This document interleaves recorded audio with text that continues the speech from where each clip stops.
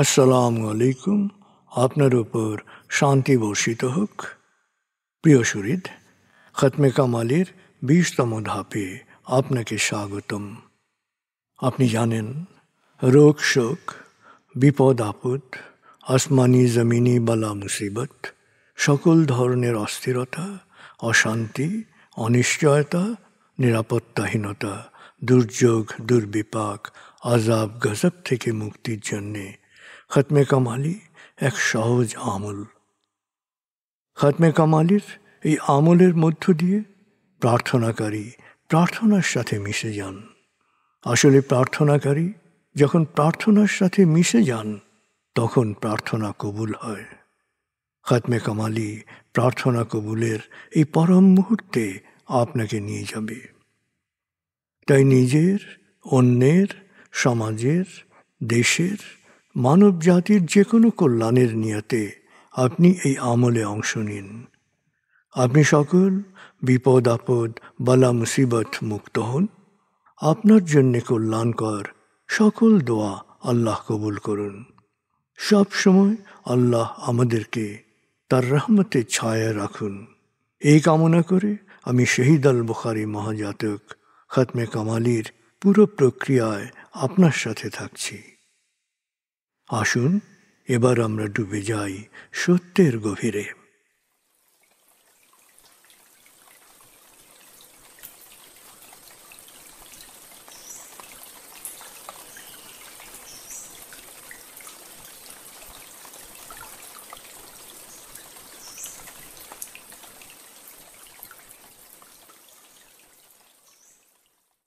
হে আল্লাহ, বিতাড়িত শয়তান থেকে আমি তোমার আশ্রয় প্রার্থনা করছি। দয়াময় মেহেরবান আল্লাহর নামে। আয়াতুল মুলক। হে আল্লাহ, সকল ক্ষমতার মালিক, তুমি যাকে ইচ্ছা ক্ষমতা দান করো, যাকে ইচ্ছা ক্ষমতাচ্যুত করো, যাকে ইচ্ছা সম্মানিত করো, যাকে ইচ্ছা অপমানিত করো। তুমি সর্বশক্তিমান, সকল কল্যাণ ও মঙ্গলের আধার।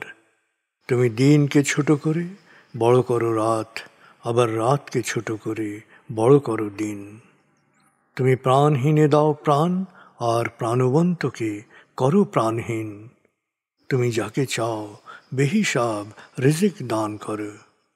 সূরা আলে ইমরান আয়াত 26-27। আয়াতুল কুরসি। আল্লাহ ছাড়া কোনো উপাস্য নেই। তিনি শাশ্বত, চিরঞ্জীব, বিশ্ব প্রকৃতির সর্বসত্তার ধারক।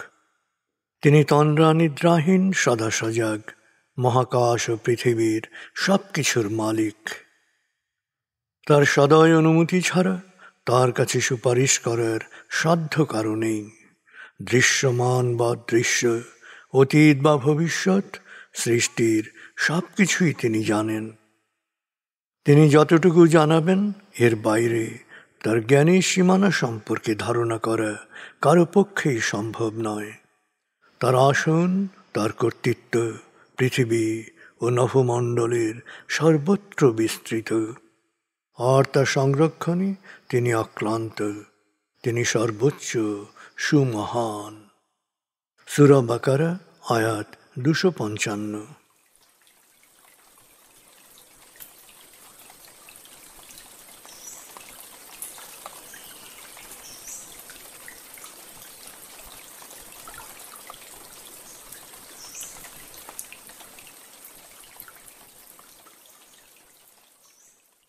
আসুন আমরা ধীরে ধীরে ডুবে যাই হৃদয়ের গভীরে নবী প্রেমে। বলগল উলা বিকমালিহি, কশফত দুজা বিজমালিহি, হসনত জমিও খিসালিহি, সল্লু আলিহি ওয়ালিহি। بلغ العلا بكماله كشف الدجى بجماله حسنت جميع خصاله صلوا عليه وآله।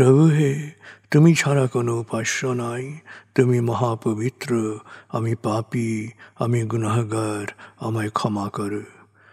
প্রভু হে, তুমি ছাড়া কোনো উপাস্য নাই, তুমি মহাপবিত্র, আমি পাপী, আমি গুনাহগার, আমায় ক্ষমা করো।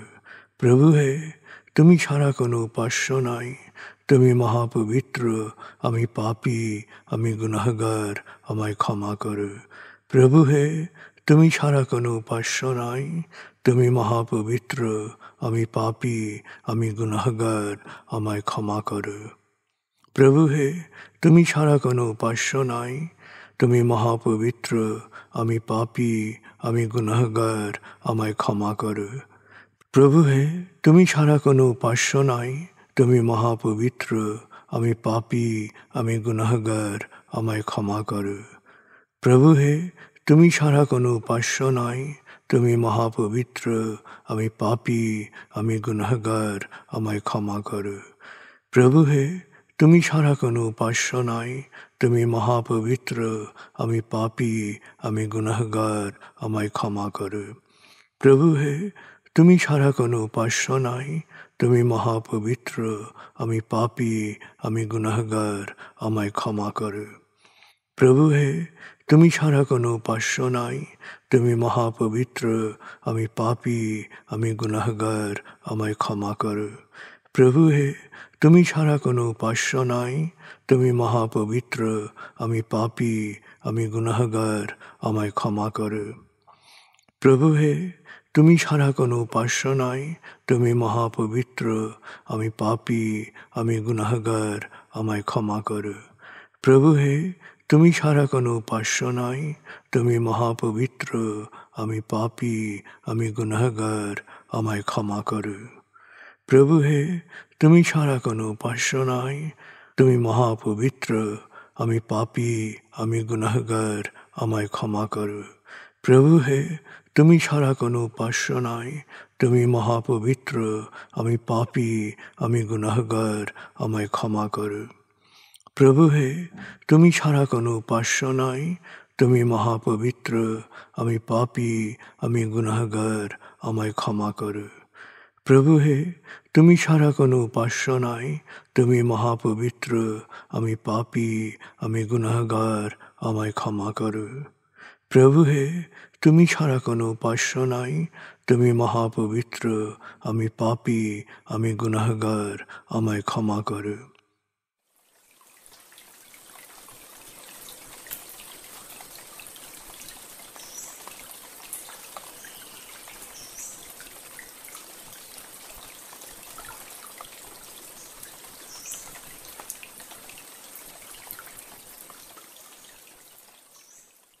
এবার আমরা সূরা তাকবীর এর মর্মবাণীর অংশ বিশেষে ডুবে যাব।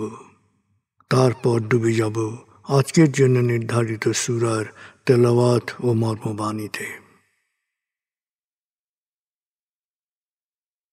81 সূরা তাকবীর। দয়াময় মেহেরবান আল্লাহর নামে।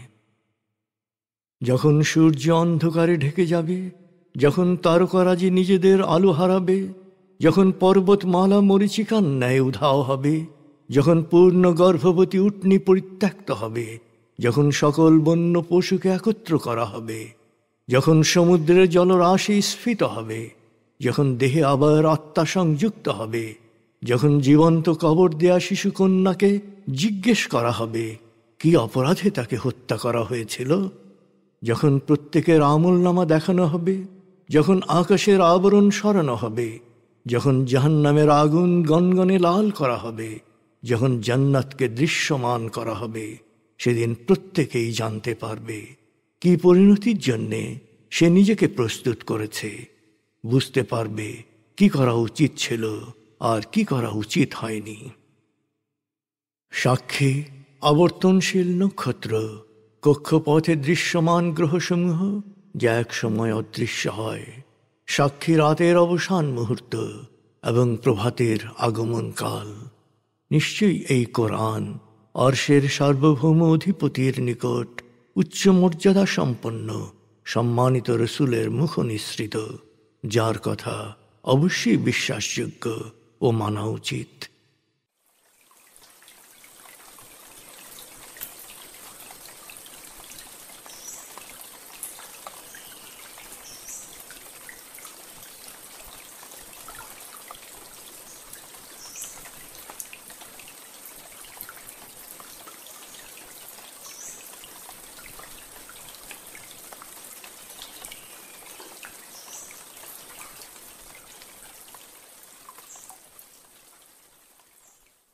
এবার আপনি আমার সাথে সূরা কাফ এর তেলাওয়াত ও মর্মবাণীতে ডুবে যাবেন। 50 সূরা কাফ, রুকু 3, আয়াত 45, মক্কি। বিসমিল্লাহির রহমানির রহিম। قاف والقرآن المجيد بل عجبوا أن جاءهم منذر منهم فقال الكافرون هذا شيء عجيب أإذا متنا وكنا ترابا ذلك رجع بعيد قد علمنا ما تنقص الأرض منهم وعندنا كتاب حفيظ بل كذبوا بالحق لما جاءهم فهم في أمر مريج أفلم ينظروا إلى السماء فوقهم كيف بنيناها وزيناها وما لها من فروج والأرض مددناها وألقينا فيها رواسي وأنبتنا فيها من كل زوج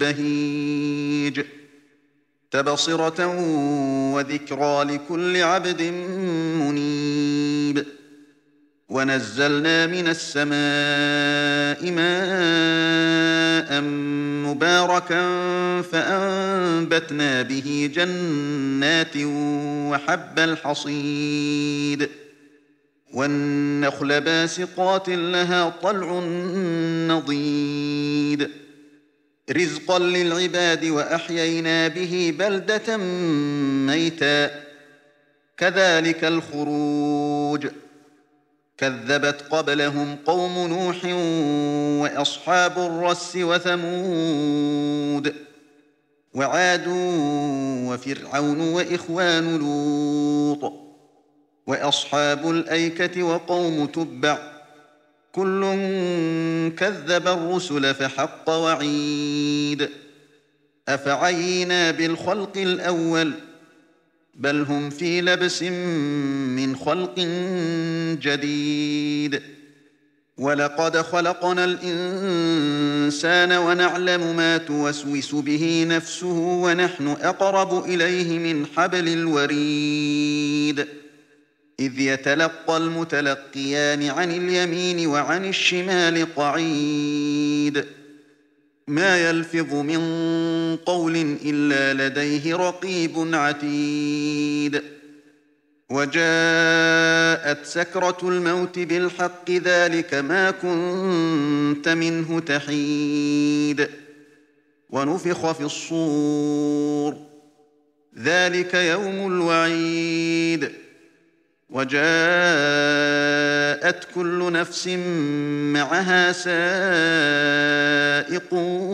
وشهيد لقد كنت في غفلة من هذا فكشفنا عنك غطاءك فبصرك اليوم حديد وقال قرينه هذا ما لدي عتيد ألقيا في جهنم كل كفار عنيد مناع للخير معتد مريب الذي جعل مع الله إلها آخر فألقياه في العذاب الشديد قال قرينه ربنا ما أطغيته ولكن كان في ضلال بعيد قال لا تختصموا لدي وقد قدمت إليكم بالوعيد ما يبدل القول لدي وما أنا بظلام للعبيد يوم نقول لجهنم هل امتلأت وتقول هل من مزيد وأزلفت الجنة للمتقين غير بعيد هذا ما توعدون لكل أواب حفيظ من خشي الرحمن بالغيب وجاء بقلب منيب ادخلوها بسلام ذلك يوم الخلود لهم ما يشاءون فيها ولدينا مزيد وكم أهلكنا قبلهم من قرن هم أشد منهم بطشا فنقبوا في البلاد هل من محيص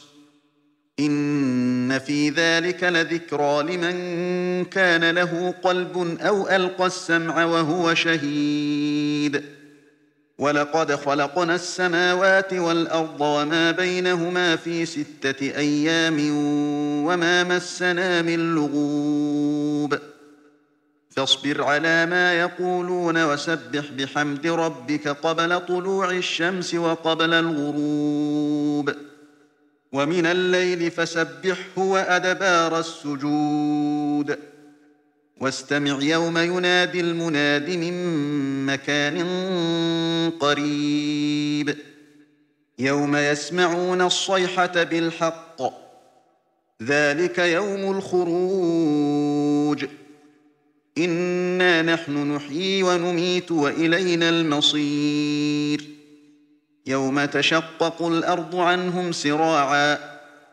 ذلك حشر علينا يسير نحن أعلم بما يقولون وما أنت عليهم بجبار فذكر بالقرآن من يخاف وعيد দয়াময় মেহেরবান আল্লাহর নামে। কাফ, সাক্ষী, মহিমান্বিত কোরআন। সত্য অস্বীকারীরা বরং বিস্মিত হয়েছে যে তাদের মধ্য থেকেই একজন সতর্ককারী এসেছে। তাই ওরা বলে, কি অবাক কাণ্ড! আমাদের বলা হচ্ছে আমরা মরে গিয়ে মাটিতে মিশে যাওয়ার পরও আমাদের পুনরুত্থিত করা হবে। কিভাবে? এটা তো এক সুদূর পরাহত বিষয়। আমি তো জানি মাটি ওদের কতটুকু গ্রাস করবে, আর আমার সুরক্ষিত ফলকে সব কিছুই রেকর্ড হয়ে আছে। মূলত ওদের কাছে উপস্থাপিত মহাসত্য প্রত্যাখ্যান করার পর ওরা সংশয়ে দোদুল্যমান অবস্থায় রয়েছে। ওরা কি আকাশের দিকে তাকায় না, লক্ষ্য করে না আমি কিভাবে তা নির্মাণ করেছি, সুশোভিত, সুবিন্যস্ত করেছি, ত্রুটি মুক্ত করেছি? আমি জমিনকে বিস্তৃত করেছি, সংস্থাপিত করেছি পর্বতমালা, উদ্গত করেছি নানা ধরনের গাছপালা, তরুলতা। আল্লাহ অনুরাগী প্রতিটি মানুষের জন্যে এতে রয়েছে শিক্ষণীয় নিদর্শন ও উপদেশ। আমি আকাশ থেকে বরকতময় বৃষ্টি বর্ষণ করি, আর তা দিয়ে সৃজন করি বাগান, শস্যক্ষেত, উঁচু খেজুর গাছ, যাতে থাকে কাঁদি কাঁদি খেজুর। এসবই আমার বান্দাদের জীবিকা স্বরূপ। শোনো, বৃষ্টি দিয়ে আমি যেভাবে মৃত জমিনকে সজীব করি, এভাবেই ঘটবে মৃত মানুষের পুনরুত্থান। ওদের পূর্বেও নূহ, সামুদ, আদ, ফেরাউন ও লূতের সম্প্রদায় এবং রস, আয়কা ও তুব্বার অধিবাসীরাও তাদের রসুলকে প্রত্যাখ্যান করেছিল। ফলে ওদের ওপর নেমে এসেছিল আমার আযাব। আশ্চর্য! আমি কি প্রথমবার সৃষ্টি করে ক্লান্ত হয়ে গেছি?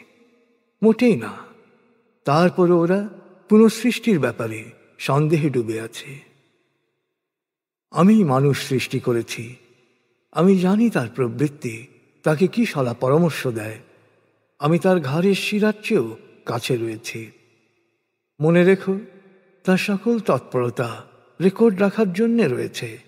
ডানে বামে মিলিয়ে দ্বৈত ব্যবস্থায় দুজন অদৃশ্য লিপিকর।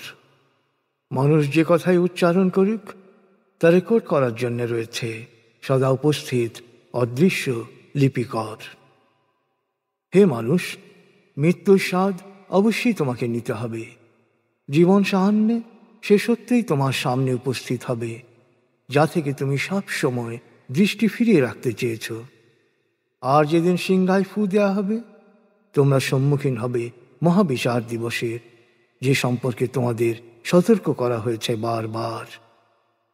সেদিন প্রত্যেককে হাজির করা হবে। তার সাথে থাকবে একজন চালক ও তার কর্মের রেকর্ড একজন সাক্ষী। সেদিন সত্য অস্বীকারীদের বলা হবে, তুমি তো এই দিন সম্পর্কে উদাসীন ছিলে, এখন তোমার সামনে সব কিছু দিনের মতোই স্বচ্ছ। তখন সঙ্গী ফেরেশতা বলবে, এই তার রেকর্ড, পুরো প্রস্তুত অবস্থায় আছে। তারপর আল্লাহ নির্দেশ দেবেন, প্রত্যেক উদ্ধত সত্য অস্বীকারীকে জাহান্নামে নিক্ষেপ করো, যারা কল্যাণকর কাজে বাধা দিত, জুলুম করত এবং ধর্মে সংশয় সৃষ্টি করত, যারা আল্লাহর সাথে অন্য উপাস্যদের উপাসনা করত, তাদের উপর বর্ষণ করো আযাবের পর আযাব। ওদের সহচর শয়তান নিবেদন করবে, হে আমাদের প্রতিপালক, আমি তাকে অবাধ্য করিনি, সে নিজেই ছিল ঘোর বিভ্রান্ত। আল্লাহ বলবেন, আমার সামনে তর্ক করো না, তোমাদেরকে আমি পূর্বেই সতর্ক করে দিয়েছিলাম। বিচারের ফয়সলা রদবদল হবে না, আর আমার কোনো বান্দার উপরই আমি অবিচার করি না। সেদিন আমি জাহান্নামকে জিজ্ঞেস করব, তুমি কি পূর্ণ হয়ে গেছ? জাহান্নাম উত্তরে বলবে, না, আমার জন্যে আরো আছে কি? সেদিন জান্নাত দৃশ্যমান করা হবে আল্লাহ সচেতনদের কাছে। বলা হবে, তোমাদের প্রত্যেকে যারা আল্লাহ অনুরাগী ছিলে, সব সময় সত্য সচেতন ছিলে, যারা না দেখেও দয়াময় আল্লাহর সামনে শঙ্কিত ও বিনম্রভাবে উপস্থিত হতে, তাদের এ জান্নাতেরই প্রতিশ্রুতি দেয়া হয়েছিল। তাদেরকে বলা হবে, তোমরা নিরাপদে জান্নাতে প্রবেশ করো, এখন থেকেই তোমাদের অনন্ত জীবনের শুরু। এখানে তোমরা যা চাইবে তাই পাবে, আমার তরফ থেকেও রয়েছে আরো অনেক অনেক কিছু। সত্য অস্বীকার করার কারণে ওদের আগেও আমি কত প্রজন্মের বিনাশ ঘটিয়েছি, যারা শক্তিতে ওদের চেয়েও অনেক প্রবল ছিল। কিন্তু আমার আযাব আপতিত হওয়ার পর তারা জমিনের বুকে ঘুরে বেরিয়েছে শুধু একটু আশ্রয়ের আশায়। এসব ঘটনার মধ্যে উপদেশ আছে তাদের জন্যে, যাদের হৃদয় সত্য বুঝতে উন্মুখ, যাদের বিবেক কথা শুনতে চায়, আর যারা জানে যে আমি মহাবিশ্বের সব কিছু সময়ের 6 স্তরে সৃষ্টি করেছি এবং ক্লান্তি কখনো আমাকে স্পর্শ করতে পারে না।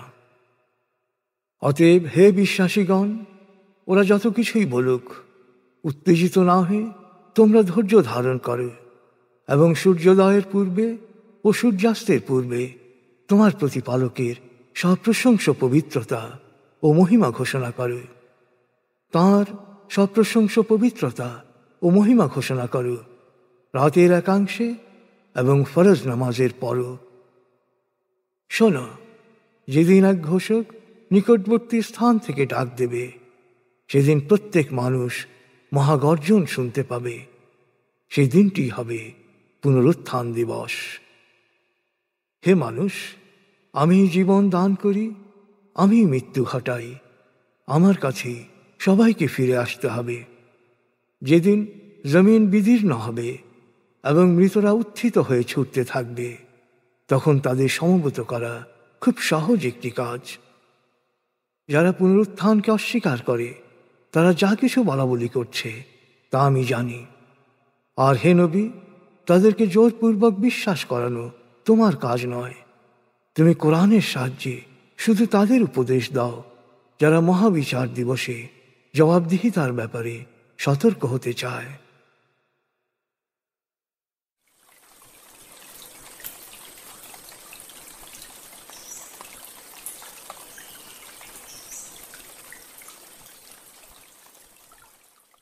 আপনি এতক্ষণ মর্মবাণীর গভীরে ডুবেছিলেন। এবার আপনার মনে মর্মবাণীর যে বিষয়গুলো দাগ কেটেছে সেই বিষয়গুলোর ভাবনায় ডুবে যান।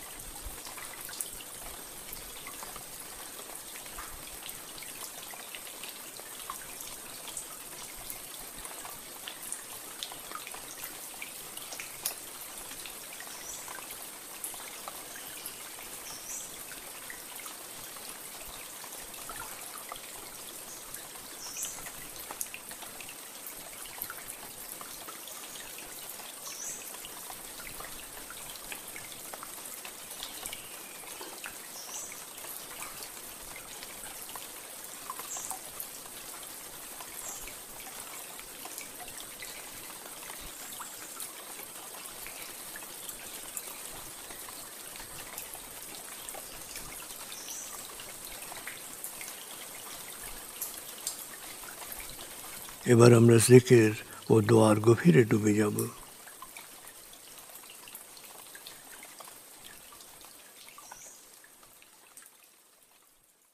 এবার হালকাভাবে চোখ বন্ধ করুন, লম্বা দম নিন, নাক দিয়ে দম নিন, আস্তে আস্তে মুখ দিয়ে দম ছাড়ুন। দম নেবেন পেটে, ছাড়বেন মুখ দিয়ে।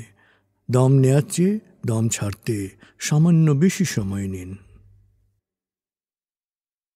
দম নিতে নিতে ভাবুন প্রকৃতি থেকে আফুরন্ত প্রাণশক্তি শরীরে প্রবেশ করছে, আর দম ছাড়তে ছাড়তে ভাবুন শরীরের সকল দূষিত পদার্থ বাতাসের সাথে বেরিয়ে যাচ্ছে।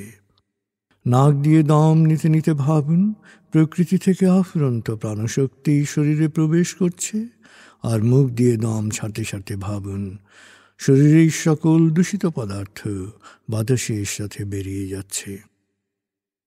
দম নিতে নিতে ভাবুন প্রকৃতি থেকে আফুরন্ত প্রাণশক্তি শরীরে প্রবেশ করছে, দম ছাড়তে ছাড়তে ভাবুন শরীরের সকল দূষিত পদার্থ বাতাসের সাথে বেরিয়ে যাচ্ছে। দম নিতে নিতে ভাবুন প্রকৃতি থেকে আফুরন্ত প্রাণশক্তি শরীরে প্রবেশ করছে, আর দম ছাড়তে ছাড়তে ভাবুন শরীরের সকল দূষিত পদার্থ বাতাসের সাথে বেরিয়ে যাচ্ছে। দম নিতে নিতে ভাবুন প্রকৃতি থেকে আফুরন্ত প্রাণশক্তি শরীরে প্রবেশ করছে, আর দম ছাড়তে ছাড়তে ভাবুন শরীরের সকল দূষিত পদার্থ বাতাসের সাথে বেরিয়ে যাচ্ছে। এবার দম স্বাভাবিক হতে দিন। স্বাভাবিকভাবে নাক দিয়ে দম নিয়ে নাক দিয়ে দম ছাড়ুন। আপনার অঙ্গ শিথিল ও নিষ্প্রাণ হয়ে আসছে। এবার নাক দিয়ে ধীরে ধীরে দম নিয়ে বেশ সময় নিয়ে ধীরে ধীরে নাক দিয়ে দম ছাড়ুন। দম নেওয়ার চেয়ে ছাড়ায় সময় একটু বেশি নিন। ধীরে ধীরে দম নিন, ধীরে ধীরে দম ছাড়ুন। ধীরে ধীরে দম নিন, ধীরে ধীরে দম ছাড়ুন। ধীরে ধীরে দম নিন, ধীরে ধীরে দম ছাড়ুন। ধীরে ধীরে দম নিন, ধীরে ধীরে দম ছাড়ুন। ধীরে ধীরে দম নিন, ধীরে ধীরে দম ছাড়ুন। এবার দম স্বাভাবিক হতে দিন। আপনি এখন দম খেয়াল করুন। বাতাস নাক দিয়ে ফুসফুসে প্রবেশ করছে, আবার বেরিয়ে আসছে। আপনার পুরো মনোযোগ নাকে দমের প্রবেশ পথে দিন। বাতাস স্বাভাবিক যাওয়া আসা করুক, আপনি শুধু দম খেয়াল করুন।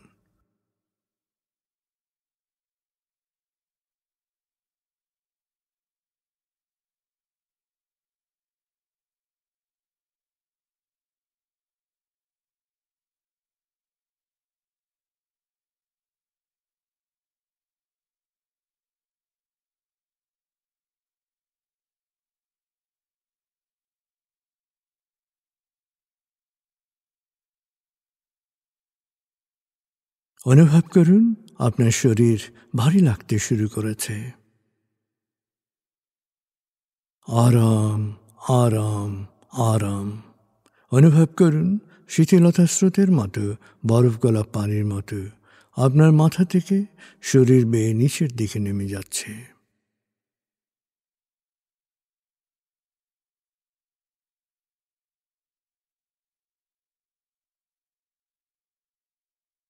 আপনি এখন পুরোপুরি শিথিল। শিথিলায়নের গভীর স্তরে প্রবেশ করেছেন আপনি। আপনার ব্রেন ওয়েভ বিটা স্তর থেকে নেমে গেছে আলফায়। মনের বাড়ির পথে আপনি এখন আলফা স্টেশনে এসে পৌঁছেছেন। এই স্টেশনে আপনার জন্য রয়েছে বিশেষ ওয়েটিং রুম। আলফা স্টেশন থেকে আপনি এখন মনের বাড়িতে যাচ্ছেন। আমি গণনা শুরু করছি। 19।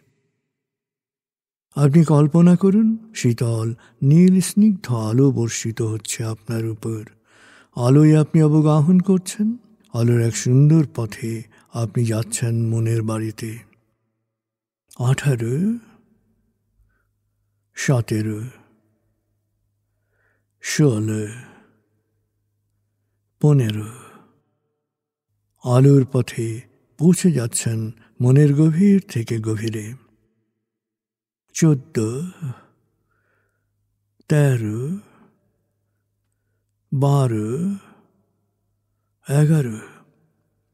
গভীর থেকে গভীরে।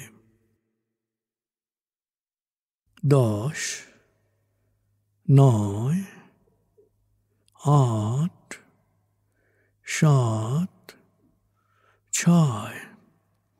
গভীর থেকে গভীরে। 5, 4, 3, 2, 1, 0। আপনি পৌঁছে গেছেন মনের বাড়িতে। অনুভব করুন এক অনাবিল আনন্দ।